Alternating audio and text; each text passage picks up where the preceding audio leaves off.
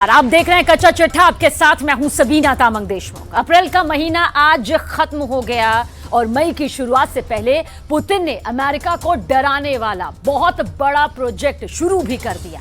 इस वक्त नेटो के हर देश की नजर मॉस्को पर टिक गई है। मई के महीने में पुतिन ने यूक्रेन पर 5वीं दिशा से हमले का ये पूरा प्लान बनाया है। बताया दरअसल ये जा रहा है कि ये ऐसा हमला होगा, ऐसा खतरनाक हमला जिसके बाद ज़ेलेंस्की को यूक्रेन छोड़कर भागना ही होगा, नहीं तो बाइडेन भी उन्हें बचा नहीं पाएंगे।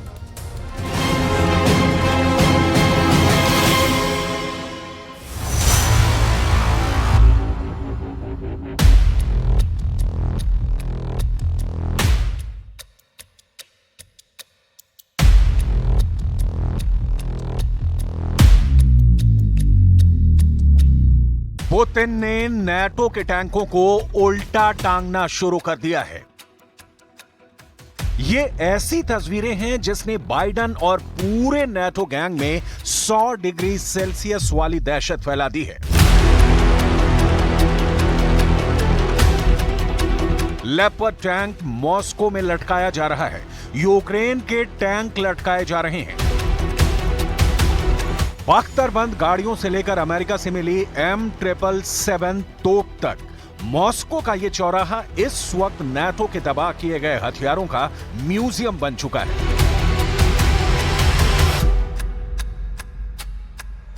यूक्रेन की जमीन पर लड़ने पहुंचा जर्मनी का मेन बैटल टैंक लेपर्ड अब रूस की सड़कों पर ऐसे घसीटा जा रहा है।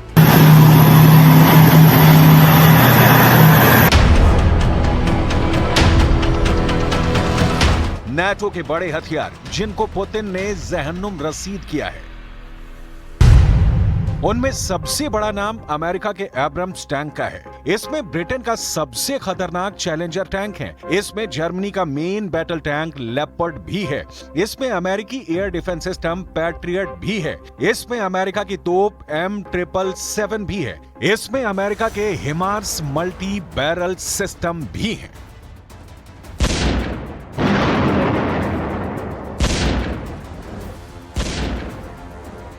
रूस से लड़ने पहुंची नेटो की इन मशीनों का अंजर पंजर, हर कलपुर्जा पूरी तरह एक्सपोज हो चुका है और साथ में एक्सपोज हुई है 32 देशों वाली नेटो पावर। बазовое шасси является семейство Абрамс М1А1।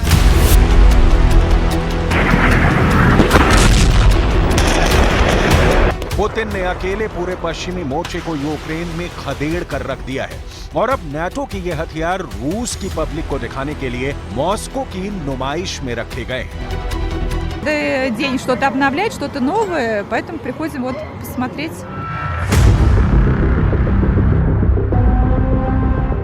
इससे पहले युद्ध के शुरुआती दौर में वोलोदिमीर ज़ेलेंस्की ने भी राजधानी कीव में ऐसी ही नुमाइश रखी थी। रूस के तबाह हुए टैंकों और तोपों को कीव के चौराहे पर दिखाया गया था।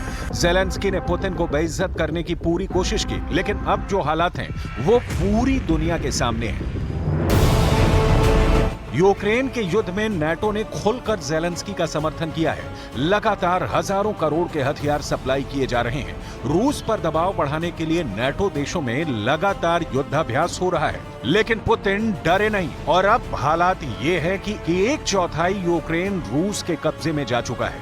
इस वक्त नेटो के सामने यूक्रेन की मदद करने के अलावा कोई रास्ता नहीं। यूक्रेन के दलदल में अमेरिका समेत पूरा नेटो बुरी तरह से फंस चुका है। At the Washington summit in July, I expect leaders will agree to upgrade the NATO role in coordinating security assistance and training for Ukraine. I believe we also need a major multi-year financial commitment to sustain this support, to demonstrate that our support to Ukraine is not short-term and ad hoc, but long-term and predictable. This would send a clear message to Moscow. They cannot win and they cannot wait us out.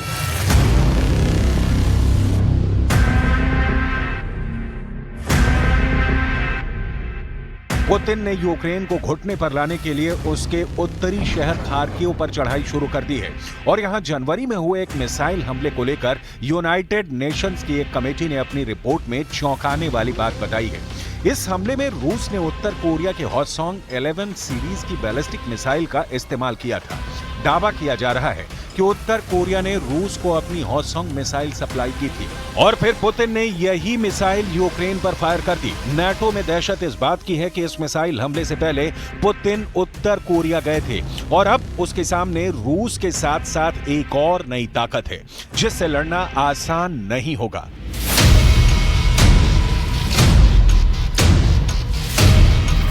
हॉटसॉन्ग series की ballistic missile जिससे Ukraine पर हमला हुआ उसकी range 1000 kilometre है और यह missile target के 30 मीटर के दायरे में गिरती है। Moscow, Beijing, Tehran and Pyongyang must not believe that they can get their way by using force. They must understand that democracies are strong, that we have staying power and that we stand for our values. That is why Ukraine's fight is so important. You fight not only for yourselves, but for the freedoms we all treasure. So let me say from the bottom of my heart, thank you so much to Ukraine.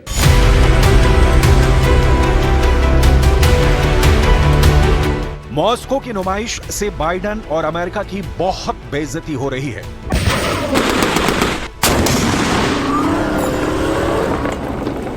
कुछ दिन पहले ही America ने Zelensky को order दिया है कि वो अब अमेरिका के दिए हुए एब्रम्स टैंक को फ्रंट से हटा लें। यूक्रेन को अमेरिका ने 31 एब्रम टैंक्स दिए थे। अब रूस ने इनमें से 5 टैंक फोड़ डाले हैं, यानी पूरी तरह तबाह कर दिए हैं। इस खबर ने यह साबित कर दिया है कि अमेरिका का सबसे पावरफुल टैंक रूस के खिलाफ नाकाम साबित हुआ है, या कहें कि एब्रम्स टैंक्स यूक्रेन के युद्ध में फेल हो चुका है। इसी वजह से अमेरिका ने ऑर्डर दिया है कि यूक्रेन उसके बाकी एब्रम्स टैंक लौटा दे।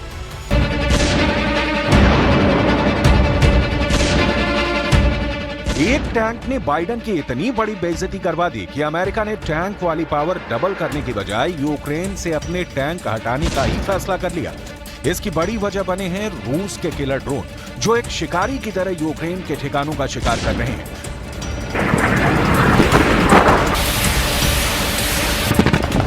फिर चाहे वो कोई अंडरग्राउंड बंकर हो या फिर चलता फिरता बंकर, यानी टैंक या कहें कोई बख्तर बंद गाड़ी।